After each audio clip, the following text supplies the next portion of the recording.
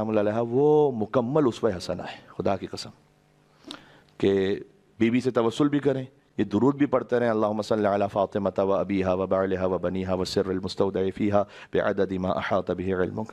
پروردگار تو درود و سلام بھیج، کن پر؟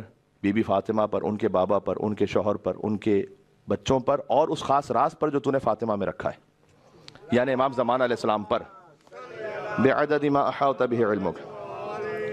اتنا درود و سلام بھیج کر جس کا احاطہ تیری ذات کے علاوہ کوئی نہیں کر سکتا۔ یہ خاص نسخہ ہے، آپ تک پہلے بھی پہنچا ہوا ہوگا۔ 530 ٹائمز اس کو پڑھیں اگر آپ کسی شدید مشکل میں، 530 ٹائمز اس کو پڑھیں، اور اگر کسی ایسی مشکل میں ہے کہ جو ڈیلی روٹین کی کوئی مشکل ہے تو 100 ٹائمز پڑھیں، اور اس کا اثر دیکھیں۔ پھر آپ کسی بھی وقت پڑھ سکتے ہیں، لیکن فجر کی نماز پڑھیں تو کے بعد پڑھیں تو اور زیادہ بہتر ہے۔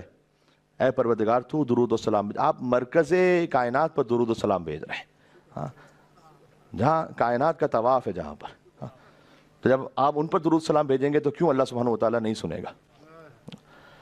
یاد رکھیے گا، کبھی ہوتا ہے مولانا بہت دعا مانگ رہے ہیں، دعا قبول نہیں ہو رہی، یہ بھی مولا علی نے فرمایا ہے کہ یہ سوچو ہی نہ، ہو ہی نہیں سکتا کہ دعا قبول نہ ہو۔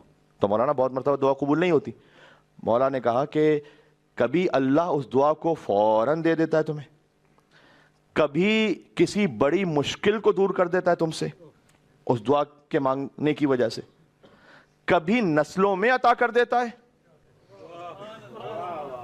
اور کبھی قیامت کے لیے ذخیرہ کر لیتا ہے۔ ہو ہی نہیں سکتا کہ آپ نے اللہ سبحانہ وتعالیٰ سے کوئی دعا مانگی ہو اور اس کا کوئی اثر نہ ہوا ہو۔ ہاں، یوز لیس کوئی بھی دعا نہیں ہوتی، سبھی کام کی ہیں۔ کبھی اللہ ابھی دے دے گا، کبھی بعد میں دے گا، کبھی نسلوں میں دے گا، کبھی کوئی بڑی مشکل دور کر دے گا، کبھی قیامت کے لیے ذخیرہ کر لے گا۔